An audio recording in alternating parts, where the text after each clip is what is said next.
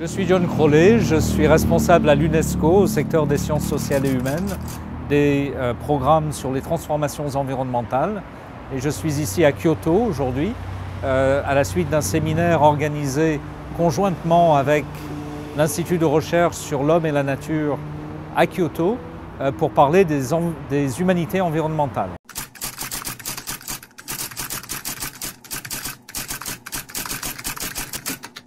Les raisons de parler ici d'humanité environnementale sont relativement simples, même si les implications sont assez complexes. La raison fondamentale est une insatisfaction qui est à la fois intellectuelle et pratique devant la manière dont les questions environnementales sont aujourd'hui formulées dans la communauté académique et au niveau politique également. Cette insatisfaction a plusieurs origines différentes. Premièrement, le sentiment selon lequel les questions sont mal posées, et ensuite que même dans le cadre de cette formulation qui est imparfaite, les réponses sont inadéquates. Ce qui ne va pas dans la formulation de la question, c'est une tendance à résumer les enjeux environnementaux, les défis de l'environnement, à des questions de compréhension scientifique et de réponse technique. Compréhension scientifique, il faut entendre par là la réduction de l'environnement à un ensemble de systèmes plus ou moins interconnectés dont on peut avoir une connaissance peut-être imparfaite mais en tout cas suffisante par la modélisation, l'analyse empirique et la prospective, de telle sorte qu'en comprenant ces interactions systémiques, on puisse envisager d'y répondre en appliquant dans ces systèmes et dans la logique de ces systèmes des impulsions. Par exemple, on est au bord d'une route très passante, en réduisant la consommation d'énergie des véhicules, en les reconcevant pour consommer moins et peut-être reconcevoir les infrastructures routières pour que les gens aient moins à rouler ou perdent moins de temps en roulant. Alors, cette formulation n'est pas fausse en elle-même, à son niveau, mais elle est terriblement incomplète. Je vais y revenir dans un instant. En plus, force est de constater que même pour autant qu'elle soit approximativement pertinente, on n'arrive pas, sur la base de ce genre de formulation, à apporter des réponses, même techniques, qui soient satisfaisantes. Exemple bien connu, celui du protocole de Kyoto, qui avait pour vocation de résoudre ou d'apporter des éléments de solution au problème du changement climatique. En réduisant ce problème complexe, qui concerne en principe la société tout entière, dans l'ensemble de ces interactions avec les systèmes planétaires, à un problème supposé maîtrisable, celui du prix du carbone.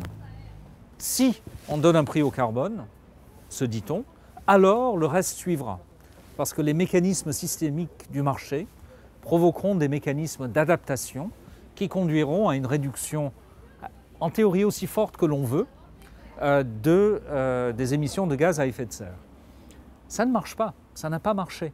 Et si ça n'a pas marché, ça n'est pas simplement parce qu'on a manqué de volonté politique ou parce qu'on n'aurait pas consacré suffisamment de ressources à l'action concrète, c'est plutôt parce que le problème était mal formulé dès le départ.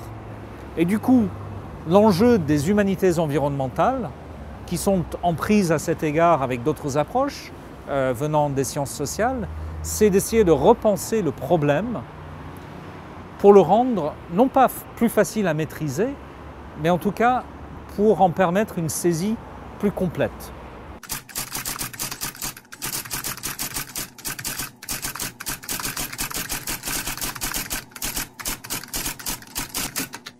Tout à fait. Alors, qu'est-ce que ça serait une meilleure façon de poser le problème? Il faut bien se rendre compte que ce déplacement du problème se fait aux deux niveaux de la compréhension des phénomènes et de la réflexion sur l'action. En effet, l'approche des humanités, que je vais résumer dans un instant, ne consiste pas à mieux répondre aux problèmes techniques de la transformation environnementale. Il s'agit de changer de regard sur la nature même du phénomène. Pour le dire de façon très simple, je crois que l'approche pourrait être la suivante. Nous parlons, les géologues parlent, et de plus en plus la communauté internationale parle, de l'Anthropocène comme de l'ère ou de l'époque dans laquelle nous vivrions. L'Anthropocène défini comme une époque où l'humanité par l'ensemble de ses actions, constitue une force majeure de transformation physique de la planète. Mais il faut se rendre compte, me semble-t-il, de deux choses.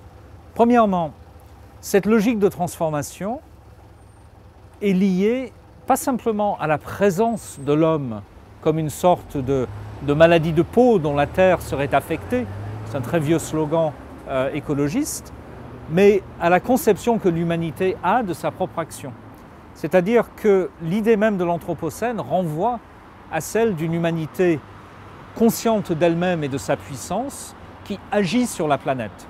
La seule question étant de savoir si nous agissions mal pour la détruire ou bien pour la préserver. Ensuite, cette idée elle-même n'est pas une idée simplement scientifique. C'est une idée qui renvoie à une conception que nous avons de nous-mêmes, de la planète et du système que nous formons. En d'autres termes, il y a une médiatisation ou une médiation de cet impact et de cette possibilité de maîtrise et d'action par le sens que nous donnons à notre statut et à notre interaction avec la planète. Et ce domaine du sens est un domaine qui est de manière privilégiée celui des sciences humaines.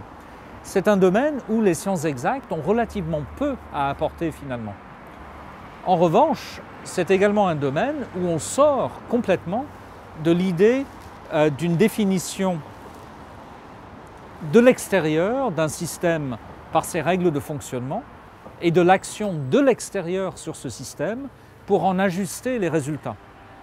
Il s'agit plutôt, forcément, de se situer à l'intérieur d'un système dont nous, humains, sommes tout autant que l'atmosphère, l'océan, l'ours polaire et le moustique, des composantes agissantes. Et les connexions qui s'établissent sont du coup des connexions qui certes peuvent se comprendre scientifiquement. Il y a des interactions entre l'homme et la cryosphère qui peuvent se décrire par les outils des sciences physiques. Par exemple, à travers la compréhension de l'effet des émissions de suie sur l'absorption thermique des glaciers et donc l'accélération de leur fonte. Quelles que soient les raisons pour lesquelles nous émettons de la suie, on peut analyser indépendamment de la signification humaine ce sous-système. Mais l'idée qu'on puisse saisir la transformation environnementale comme simple agglomération ou adjonction de l'ensemble des sous-systèmes techniques, c'est cette idée-là qui me paraît profondément fausse et susceptible de nous enfermer dans des impasses au niveau de l'action également. Pour agir, il faut s'imaginer en relation avec un système dont nous faisons intégralement partie. Et pour comprendre ce système, il faut également se comprendre comme élément de ce système.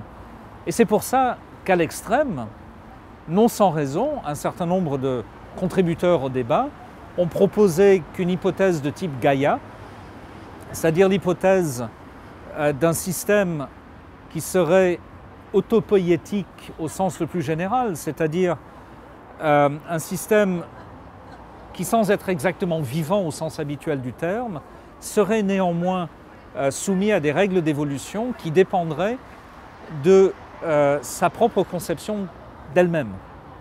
Or, l'humanité, c'est précisément la dimension consciente et réflexive du système planétaire dont l'humanité fait partie.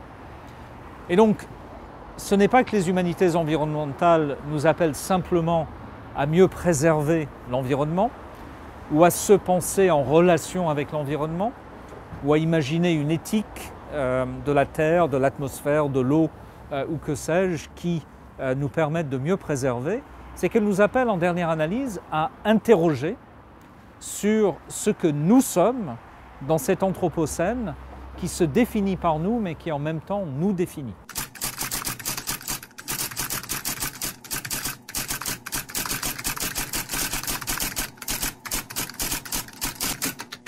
Alors, l'hypothèse Gaïa, qui a plusieurs origines et plusieurs formulations, fait souvent l'objet d'un rejet très fort, y compris de la part des humanistes, en tant que spécialistes des disciplines des humanités, mais également en tant que défenseurs d'une certaine idée de l'humanité, parce qu'on interprète à tort, je crois, l'hypothèse Gaïa comme étant une affirmation de l'extériorité radicale de l'humanité par rapport à la Terre.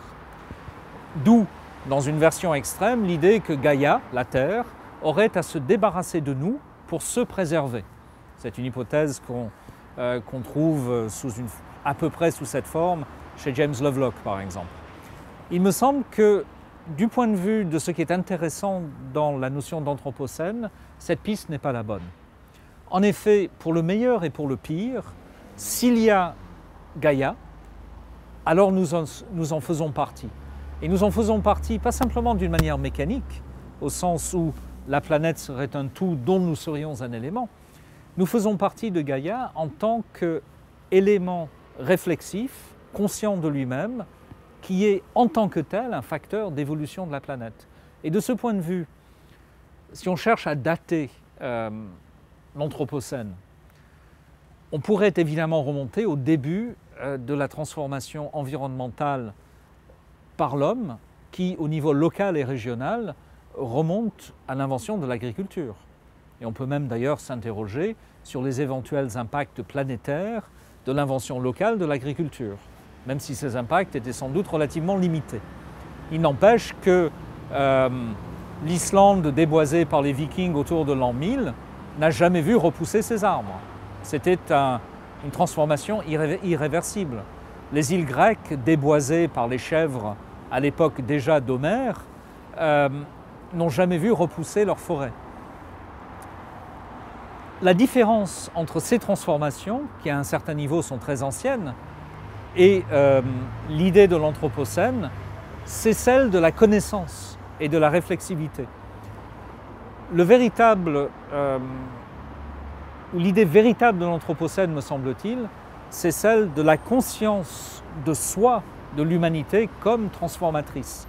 Et c'est en ce sens-là que cette idée est scientifique, oui, à un certain niveau, mais elle est aussi profondément liée à la logique des humanités parce qu'elle concerne une signification, un récit, une manière de construire du sens. Rien dans la planète ne nous oblige à dater l'Anthropocène, ni même d'ailleurs à découper la géologie en ère et en époque. C'est nous qui le faisons, et nous le faisons par rapport à une exigence scientifique qui est inséparablement liée à notre conception de nous-mêmes, y compris bien sûr notre conception politique de nous-mêmes comme ayant des obligations entre humains et vis-à-vis des non-humains par rapport à l'évolution future de la planète.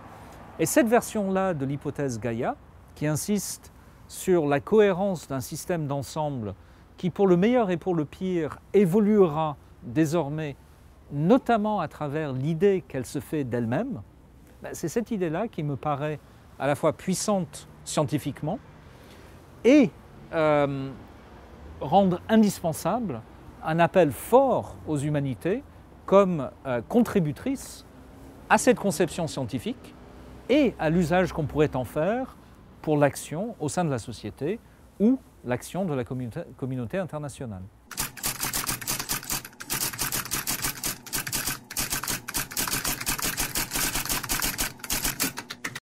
Du coup, se pose, parmi les questions nombreuses que les humanités peuvent permettre de mieux comprendre, une question qui nous a paru être d'un intérêt particulier et qui justifie que nous ayons cherché à monter un projet et un réseau autour de lui, c'est celui des récits comme médiateurs de transformation.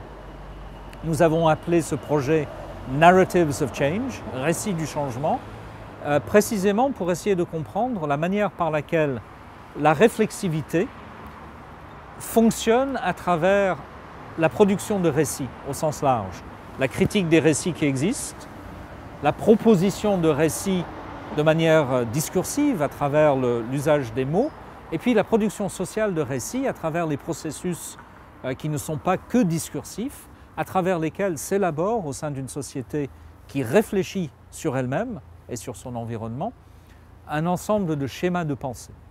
Alors, le point de départ de cette réflexion, comme souvent dans les sciences humaines, c'est une critique des récits qui servent aujourd'hui à cadrer la transformation environnementale. J'ai parlé tout à l'heure du récit de Kyoto, même si je ne l'ai pas désigné comme récit. Cette volonté de réduire la complexité du problème du changement climatique au seul prix du carbone, afin de le rendre plus maîtrisable, ça constitue un récit, une mise en récit de la situation de la communauté internationale et des exigences de l'action. Ce récit part d'un constat, celui de la capacité humaine à endommager la planète et donc à endommager l'humanité. De cette capacité, elle tire par la modélisation scientifique des prévisions qui montrent non seulement en général cette capacité, mais de manière précise sa temporalité et son ampleur. Et à partir de là, se met en place un récit de l'obligation d'agir et un récit de la modalité de l'action, avec, si tout va bien, un happy end qui serait celui d'une réduction massive des émissions de gaz à effet de serre et donc d'une transformation climatique évitée au bénéfice de la planète et de l'humanité. Ce récit est en général implicite. Il a rarement été mis en récit de cette manière-là. N'empêche qu'il est assez facile, avec les méthodes les plus usuelles des sciences humaines, de faire sortir ce récit comme tel du discours qui est tenu sur le changement climatique dans la communauté internationale et notamment dans la communauté scientifique. Montrer que ce récit est un récit, montrer ses articulations et montrer donc son caractère arbitraire par rapport au phénomène dont il prétend rendre compte, c'est déjà une tâche utile du point de vue intellectuel et c'est peut-être même une tâche utile du point de vue politique. Ça permet au moins de montrer que, contrairement au discours qui a été tenu à Copenhague, lors de la conférence des parties de la Convention cadre, il ne s'agit pas de faire ce qu'exige la science. Parce que la science en tant que telle n'exige rien, ça n'est pas son rôle. Et cette réduction du problème à la mise en œuvre, à la mise en technologie de l'exigence scientifique, c'est précisément, c'était mon point de départ tout à l'heure, le problème auquel il s'agit de remédier intellectuellement et politiquement. Du coup, se pose la question, quels sont les autres récits que l'on pourrait imaginer de ce changement climatique, ou des pressions sur les ressources en eau douce, ou de la perte de la biodiversité, ou de l'amoncellement des déchets toxiques qui seraient susceptibles un jour de nous étouffer. Par rapport à l'ensemble de ces pressions environnementales, on peut imaginer de les raconter différemment. La première tâche, me semble-t-il, c'est, en ayant affirmé la possibilité d'une pluralité des récits, d'essayer de créer des espaces dans lesquels, effectivement, des récits pluriels puissent émerger. Ces récits, nous ne les connaissons pas. Ce n'est pas à nous de les produire, bien qu'on puisse, à titre personnel ou à titre citoyen, avoir notre idée d'un récit.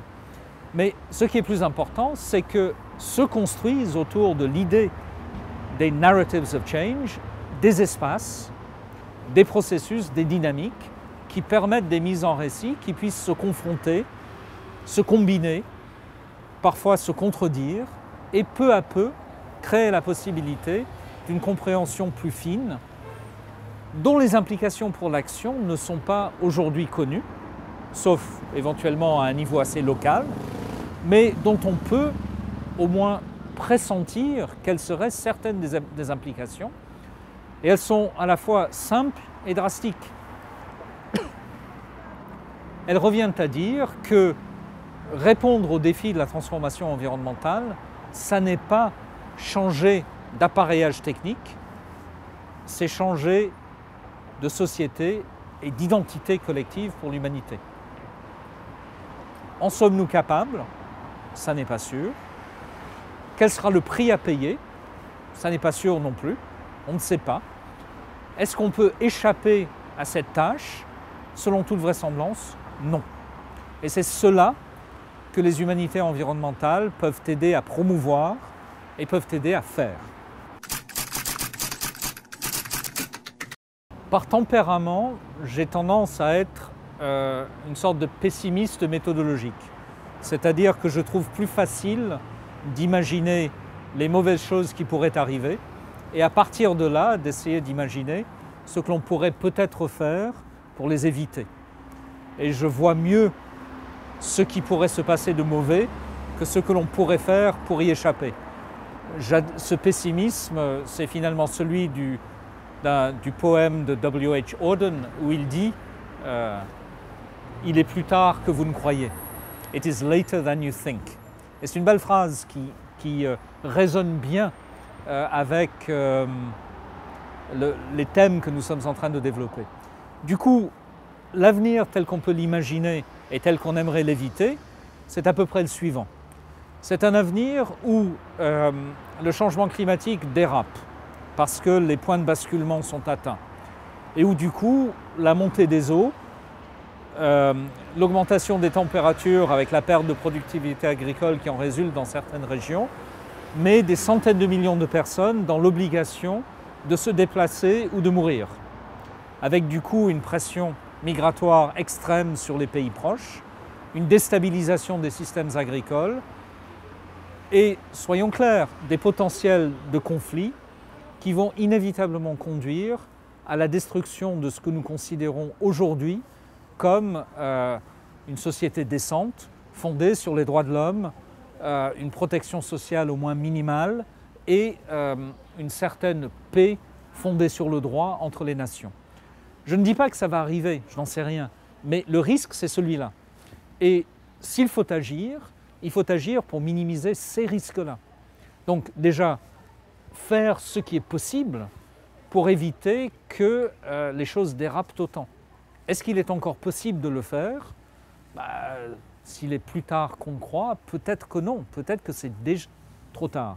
Peut-être que nous sommes condamnés à un monde où, au minimum, la distribution géographique des personnes et des activités devra se transformer radicalement.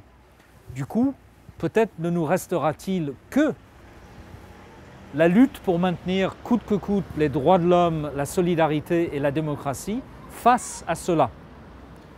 Voilà, c'est mon tempérament que de voir ce qui pourrait ne pas aller. Espérons qu'avec l'apport des humanités, on puisse imaginer d'autres avenirs et peut-être même les faire advenir.